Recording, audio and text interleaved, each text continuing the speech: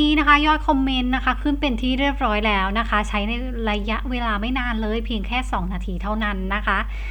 เฟซบุ๊กกันก่อนนะคะหมวดหมู่บริการตรงนี้ค่ะเลือกเป็นเพิ่มคอมเมนต์นะคะหมวดหมู่ของเพิ่มคอมเมนต์นะคะจะอยู่ด้านล่างตรงนี้เลยจะเป็นตัวนี้นะคะ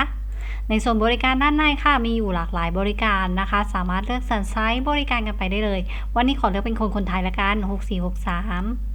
ตัวนี้จะเป็นคำอธิบายนะคะในส่วนลิงก์ตัวนี้นะคะหาโพสต์เลือกโพสต์ที่ต้องการจะใช้บริการกันได้เลย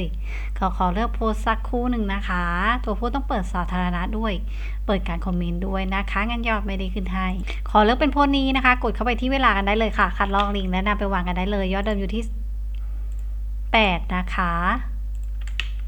ปริมาณตรงนี้นะคะมาใส่คอมเมนต์กันก่อนนะคะขอใส่คอมเมนต์สักครู่หนึ่งนะคะในตอนนี้นะคะใส่คอมเมนต์เป็นที่เรียบร้อยแล้วนะคะเป็น10คอมเมนต์ได้ราคา6 บาทนะคะถูกมากๆเลยค่ะกดสั่งซื้อกันตรงนี้ได้เลยค่ะ